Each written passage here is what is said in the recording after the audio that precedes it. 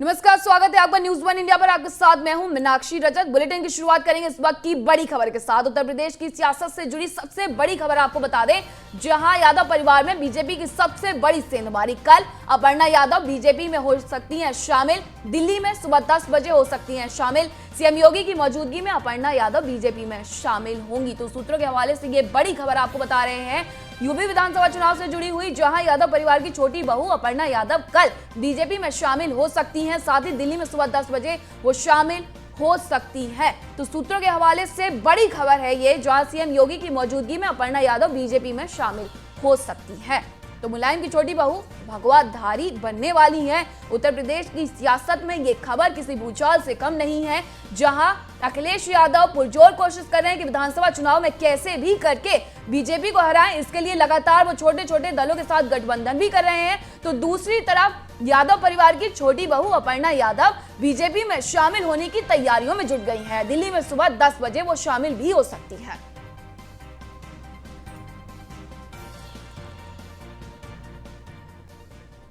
और अब खबरें दिल्ली की। आप विधायक सोमनाथ भारती ने कहा कि बीजेपी शासित एमसीडी द्वारा स्कूलों की जमीन बेचने के खिलाफ आम आदमी पार्टी ने डीडीए मीटिंग में कार्रवाई की मांग की है। डीडीए ने स्कूल बनवाने के लिए एमसीडी की जमीन दी थी, लेकिन बीजेपी कमर्शियल प्रोजेक्ट के लिए स्कूल की जमीन तक को बेचने पर उतारू है। आज डीडीए की मीटिंग में दिल्ली के उपराज्यपाल के सामने मौखिक और लिखित रूप से मुद्दा उठाया गया। डीडीएस पर कार्रवाई करें और एमसीडी के सभी स्कूल आम आदमी पार्टी की दिल्ली सरकार को सौंप दे। उन्होंने कहा कि जिस प्रकार से अरविंद केजरीवाल ने दिल्ली के स्कूलों को विश्व स्तरीय बनाया है, वो एमसीडी के स्कूलों को भी संवार देंगे। साथ ही उन्होंने बीजेपी के इस कदम की निंदा की और कहा कि ये माफी योग्य नहीं है। सोमनाथ भारती ने कहा कि लगातार 15 सालों से बीजेपी का एमसीडी में भ्रष्टाचारी कार्यकाल चल रहा है, लेकिन सबसे दुखद बात यह है कि अब बीजेपी एमसीडी के स्कूलों की जमीनों को बेचने लगी है। उन्होंने कहा कि मैं बीजेपी को बताना चाहता हूं कि इस प्रकार की हरकत निंदनीय है और माफी योग्य नहीं।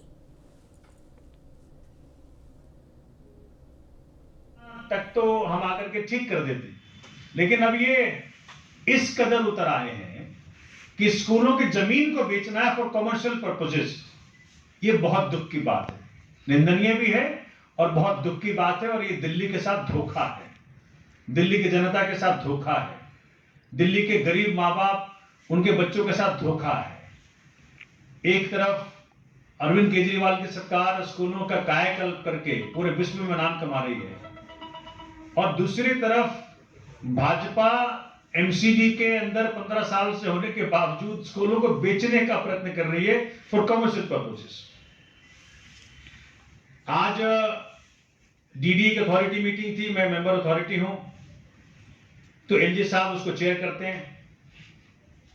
क्योंकि दिल्ली की जमीन मुख्य रूपेण डीडीए की है, डीडीए ही जमीन सबको देती है, तो कभी ना कभी ये सारी जमीनें डीडीए ने एमसीडी को दी होंगी स्कूल के नाम पे, शिक्षा के नाम पे।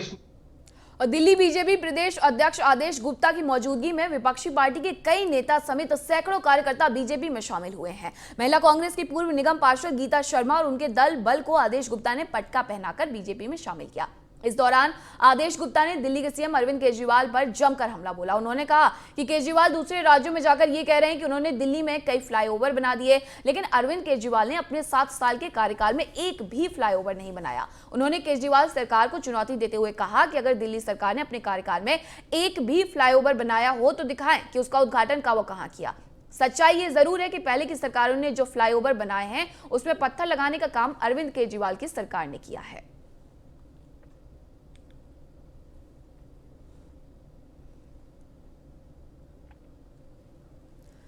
और कोरोना के नए वेरिएंट ओमिक्रॉन के बढ़ते मामलों को देखते हुए दिल्ली सरकार ने पहले नाइट कर्फ्यू लगाया, उसके बाद शनिवार और रविवार को वीकेंड लॉकडाउन लगाया। इस दौरान जनता को बहुत ही दिक्कतों का सामना करना पड़ा है। वहीं साउथ दिल्ली के बीजेपी से महरौली जिलाध्यक्ष चंद्रपाल बैरवा ने अपने ऑफिस मदनगिरी में और जनता के घर जाकर ऑनलाइन सुविधाएं दे रहे हैं, जैसे कि श्रम कार्ड, पैन कार्ड, आधार कार्ड, स्कूल में एडमिशन, पेंशन जैसी ऑनलाइन सुविधा जनता को दे रहे हैं।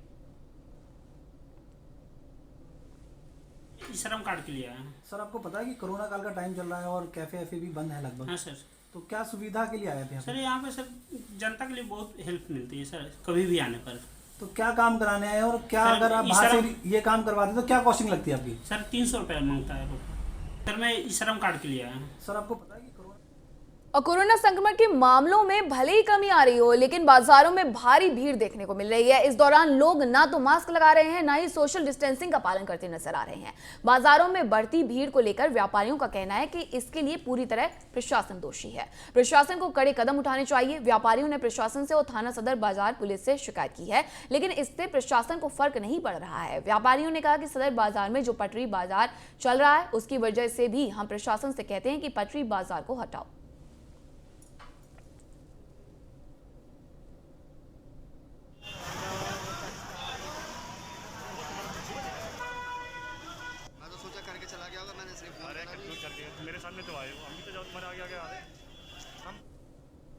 मेरा नाम चंद्रपाल भैरवा है। भारतीय जनता पार्टी जिला महरौली का SC/ST मोर्चे का जिला अध्यक्ष हूँ।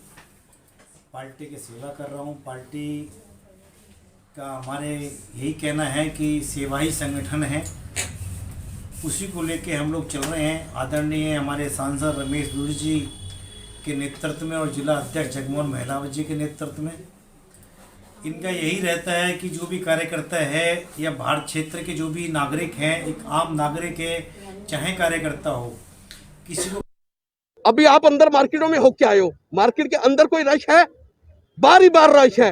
कारण क्या है? आप ये देखिए, जिस प्रकार ये सरकार आज ट्रैफिक पुलिस वाला यहाँ पर वो पैसे इकट्ठे करने मिल जाएगा, बाकी कोई ट्रैफिक को चलाते हुए नहीं मिलेगा। सर मैं ये कह रहा हूँ, तो आपको भीड़ लग रही है ना, आप एक दिन के लिए पटरी बंद करवा दो। पटरी बंद कराओ, उसके बाद हमसे बात करो कि भीड़ है कि नहीं है। भीड़ सिर्फ पटरी की है और कुछ नहीं है यहाँ पर। पटरी जो माफिया है वो इतना हावी हो चुका है दिल्ली सरकार के ऊपर, MCD के ऊपर और दिल्ली पुलिस के ऊपर। सभी डिपार्टमेंट पूरी तरह रिस्पॉन्सिबल हैं। हमने DM साहिबा को कहा कि सिविल डिफेंस के लोग लगाओ, और 4 डिफेंस के लोग खड़े हो जाते हैं बाराटी चौक पर, उनका काम पटरी नहीं हटवाते। अभी बाहरी दिल्ली के सुल्तानपुरी इलाके में सोमवार की शाम को गोलियों की तड़तड़ाहट से इलाके में हड़कंप मच गया। गोलियों की गूंज से इलाके के लोगों में दहशत का माहौल बन गया। दिल्ली पुलिस के मुताबिक रात करीब 8 बजे सुल्तानपुरी के B ब्लॉक के डांडिया पार्क में गोलियां चली। इस घटना में 2 लोगों की गोली लगी, जिससे पास के संजय गांधी अस्पताल में भर्ती कराया गया। इलाज के दौरान डॉक्टरों ने युवक को मृत घोषित कर दिया, जिसकी पहचान हीरा के रूप में हुई है, जबकि दूसरे की पहचान नरसिंह के रूप में हुई है, जिसका इलाज चल रहा है। वहीं मौके पर पहुंचे पुलिस बल के साथ DCP ने जांच की। बताया जा रहा है कि हथियारबंद बदमाशों ने हमला कर युवक को मौत के घाट उतार दिया। जिस दिन से छूट गया 30 दिन से गाली निकाल रहा है, हमको दिन रात गाली पीट रहा है। हम हमारे बच्चे को समझा के रखते थे कि लड़ाई में कुछ भी नहीं पड़ा है, बेटा अपने घर में। ये भी बोला, आईओ को भी बोला, हमने बोला फोन करके, हमने वकील तक को बोला कि साहब हमको दिन रात गाली दे रहा है, कह रहे कि आओ आप कोर्ट में आके इसकी एप्लीकेशन। मैं गई बाहर, मेरा देवरदास है हाथ में मेरे लड़के, मैं गई शानू और इरफान दोनों लठ लेके, और मेरे सर पे मार के देख लड़के की लाश मेरे हाथ में। मेरा लड़का हीरा दवाई लेने के लिए गया जी, तो इसको क्या कहते हैं, उसको खींच के लाके और फिर इन्होंने मारा है गोलियां और चाकू से इरफान ने।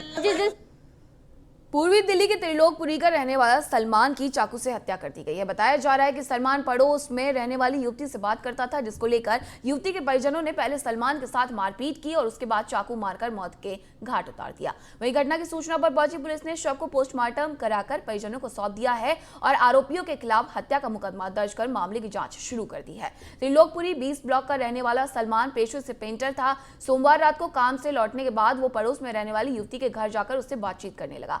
इस दौरान युवती के घर वालों ने उसे देख लिया। आरोप है कि युवती के भाई फरदीन ने अपने साथियों के साथ मिलकर सलमान के साथ पहले मारपीट की, उसके बाद उसे चाकू मारकर घायल कर दिया। गंभीर हालत में सलमान को लाल बहादुर शास्त्री अस्पताल ले जाया गया, जहां डॉक्टरों ने उसे मृत घोषित कर दिया। सलमान के परिजनों का कहना है कि युवती सलमान से शादी करना चाहती थी, लेकिन वह लोग इसके लिए तैयार नहीं थे। सलमान पहले से ही शादी कर चुका था, उसके 2 छोटे बच्चे हैं। उसके बाद भी युवती उस पर शादी का दबाव बना रही थी। इसमें कंप्लेंट करी है क्या? कल हुई थी। तो पुलिस ने क्या बोला है? अभी पुलिस प्रशासन ने किसी को अरेस्ट करा या नहीं करा? अपना काम सही करती है। वो उनको एक को पकड़ा है। एक को पकड़ा, किसको? फरदीन को पकड़ा? नहीं उसको फरदीन को नहीं, उसको पकड़ा है साहिल को। मैं भाई साहब आपका? मेरा नाम यूसुफ है। यूसुफ जी, ये जो घटना घटी है, ये रात को 9:45 बजे की घटना है, और ये जो अड्डू था इसके साथ इसकी बहन और 3-4 जो इसके साथ थे, उन्हें हम तो अच्छी तरीके से नहीं पहचानते, वो पहचानते थे जो जिन्होंने ये वारदात देखी। और जब हम आए तो हमें ये पता चला कि भाई उसको चाकू मार के उसकी हत्या कर दी है।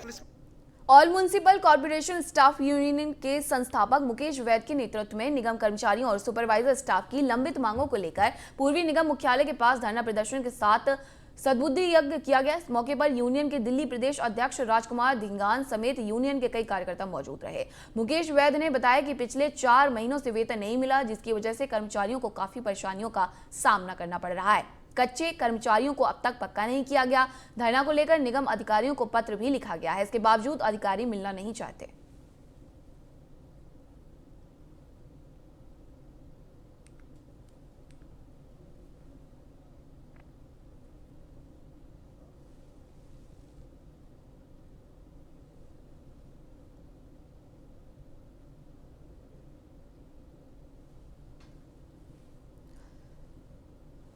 तो दिल्ली पूर्वी नगर निगम मुख्यालय में 4 महीने से कर्मचारियों को वेतन नहीं मिला है, जिसको लेकर all municipal corporation staff union के संस्थापक मुकेश वैद के नेतृत्व में निगम कर्मचारियों और सुपरवाइजर स्टाफ की लंबित मांगों को लेकर पूर्वी निगम मुख्यालय के पास धरना प्रदर्शन के साथ सद्बुद्धि यज्ञ भी किया गया है। सद्बुद्धि यज्ञ की ये तस्वीरें हैं। कि हम सब लोग अपनी एकता का परिचय दें और इन अधिकारियों को, भ्रष्ट अधिकारियों को, मैं तो भ्रष्ट कहता हूँ और ये भ्रष्ट है, एक भ्रष्ट अधिकारियों को बताना चाहता हूँ कि ये या तो हमारी जितनी भी समस्याएं हैं, लेकिन इनको हमारे बच्चे। और दिल्ली में बीजेपी कोर ग्रुप की बैठक खत्म हो गई है। इस बैठक में यूपी के सीएम योगी आदित्यनाथ समेत तमाम दिग्गज नेता मौजूद रहे, जहां पर तीसरे और चौथे चरण के उम्मीदवारों को लेकर मंथन किया गया। माना जा रहा है कि कल सहयोगी दलों के सीट बंटवारे पर ऐलान संभव है।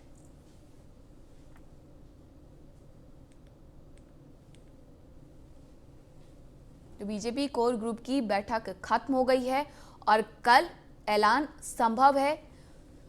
तीसरे चौथे चरण के जो प्रत्याशी हैं उनके नामों की घोषणा की जा सकती है। साथ ही जिन दलों के साथ गठबंधन किया है बीजेपी ने, उस पर भी ऐलान होगा।